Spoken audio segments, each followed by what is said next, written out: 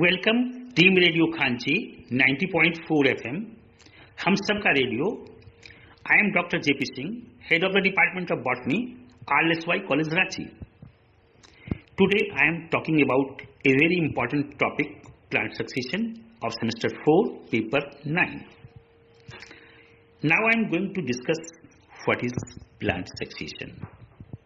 The process of evolution of plant community on bed area from birth to maturity is called plant succession. Bare land means the place where there is no vegetation in the beginning. The plant which grow at first in the area is called pioneer plants, and the last stable vegetation is called as climax vegetation. There are so many stages to reach the plant from pioneer plant to climax vegetation. The different stages is called serial stages or serial communities. The different scientists have given the different definition. According to Clements, succession is a natural process by which a same locality becomes successive colonized by different groups of community. According to Salisbury, the plant succession is a competitive drift in which at each phase until the climax, the constituent species render the habitat more favorable to their successor than to themselves. Succession is a complex universal process which begins, develop and finally stabilize at the climax stage. The climax is the final mature, stable, self-maintaining and self-reproducing stage of vegetational development in a climatic unit. Now, I am coming to types of succession. First, hydrosphere, which starts in aquatic environment. Xerosphere starts in dry situations. Halosphere starts in saline water. And schedule succession of microorganisms. Now I am coming to hydrosphere. Hydrosphere consists of 6 serial stages. The first stage, submerged stage, the area of lakes where water is 10 feet in depth, almost without any plants. The water where there is less than 10 feet depth, there may be submerged plant and free floating plants that have not root at the bottom, like Hydrilla, Vallisneria, Utricularia, Potamogeton and several algae like Cara, Nitrilla and other occupy the shallow lakes of land. The vegetation of the plant affect the habitat. The soil particles which are eroded from the shore are floating in a muddy water. The muddy water caught by plants and deposited around them at the bottom of the pond. The water of the pond becomes shallow and less fit for submerged plant and more suitable for the new plants. Now the second stage, floating stage. As the bottom of the pond raised and after submerged stage, the floating plants grow in pond. As a result of shallowing of water, the submerged plant move in a deeper water.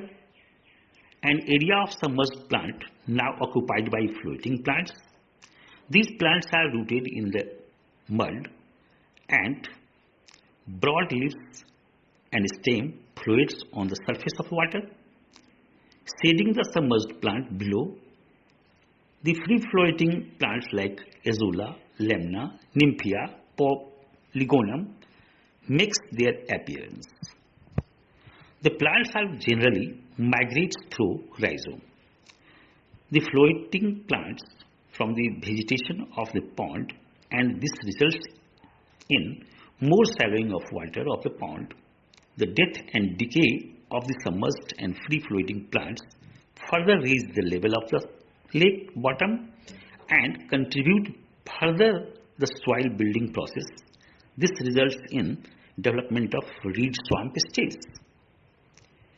This reed swamp stage, after floating stage, when the water is 1 to 2 feet depth, in this initiated in extremely shallow water, the amphibious plant like Typha rumex grow. These plants remain only partly submerged in water.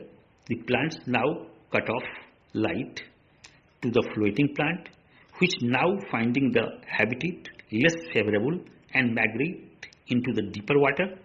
These plants make the water most shallower by the setting down the soil. Now the second group of the plants like says invades the area. The habitat is now unfit for plants of reed swamp stage.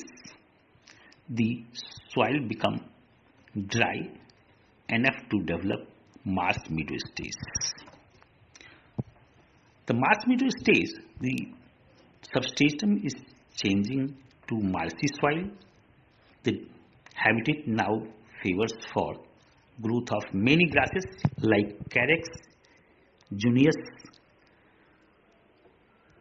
The soil level continued to raise, the soil organic matter continued to increase.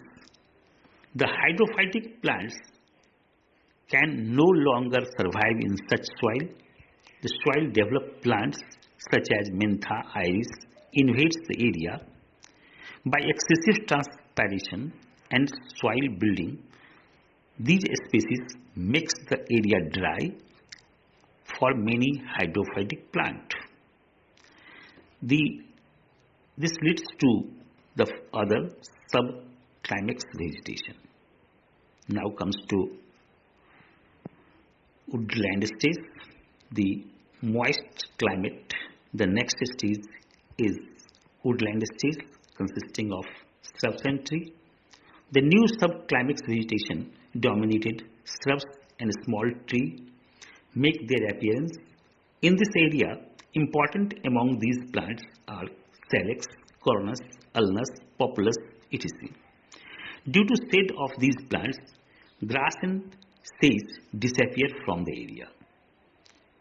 Now comes to climax forest stage. Due to accumulation of humus, bacteria and other microorganisms began to survive in the soil. Tree makes the appearance. The soil is much more favorable for the growth of the tree. The area is invaded by large tree. Competition becomes less intense as the community becomes stable and climax stage is reached. It may be pointed out that the succession in water always does not necessarily lead to land community. Now I coming to xerosphere, which starts from bare rock surface. The original substratum is deficient in water and lacks of organic matter, having only mineral disintegration, withering state. Xerosphere completes after a series of orderly steps, each serial stage being characterized by particular types of plant community and reactions. The xerosphere or xeric succession starts with rocky habitat and dry and try to reach up to climax. In this succession, different serial stage is as follows. The first stage, crustose lichen stage. On the rocky habitat, there is an extreme drought. In this condition, only crustose lichen arises, which is able to resist it. It is called as pioneer vegetation. It secretes carbonic acid and reacts with rock and helps in disintegration of it. The decaying lichen also forms a thin layer of soil. With the accumulation of soil, the vegetation becomes changed. The second stage, foliose lichen stage. Now with the change in rocky habitat by crustose lichen, the foliose lichen arise on it. These lichen have delicate leaf like thalli, which covers the rock and overshadow the pre-existing crustose lichens. When the supply of light is cut off, the crustose lichen begin to die. Foliose lichen absorbs to accumulate water and mineral and check the evaporation of surface water. They also secrete carbonic acid, which pulverized and loosen the rock into small particles. The water retaining capacity of the habitat increases with further accumulation of soil particles and humus. Now the condition becomes unfit for existing vegetation. The third stage, moss stage. Like lichen, moss are also adapted to survive in extreme drought.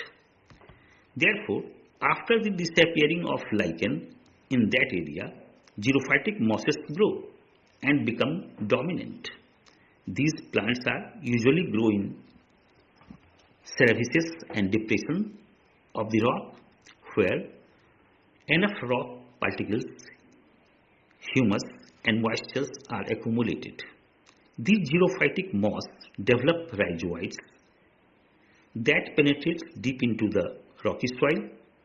They cover the previous lichen and successfully compete with them for water and mineral nutrients. The decaying older parts of the moss forms a thick mat over the rock surface. As this mat becomes more thick, it increases the water holding capacity of the soil. Thus the habitat relatively more weight. Now the next physical community may replace the moss community. The fourth stage, herbaceous stage. When the soil increases in the thickness, the herbaceous vegetation become annual and perennial. Herbs develops very quickly. Increased moisture contents of the soil favors the growth of the herbs. The root of these plants penetrate down almost the level of unpulverized rock, where they secrete acid and accumulate the process of rock disintegration. In this way, the thickness of the soil surface increases in the considerable extent. Decaying leaves, stem and rocks and other parts of the plants become deposited on the soil surface in the form of humus. This further increases the water holding capacity of the soil. This reaction makes the habitat more suited for woody plants than the existing herb. Now the fifth stage is shrub stage. With the change in condition, the xerophytic shrubs gradually occupy the area. Root of shrubs also reach to the surface of the unpulverized rock and corrode sufficient quantity of rocks particle, which makes the soil more massive. Decaying leaves, twigs and roots of these shrubs also enrich the soil with humus. This important reaction brings about such condition in the habitat that are most suited to the area rather than shrubs and herbs. Now the sixth stage, forest stage or the climax vegetation stage. Now the xerophytic tree invade the area which has been occupied by shrubs. With increase in water holding capacity of the soil, these trees gradually disappear and subsequently the mesophytic tree will develop. These mesophytic trees grow densely and become dominant. In this way, climax stage is established, which remain unchanged unless some major environmental change disturbs it. Thank you very much.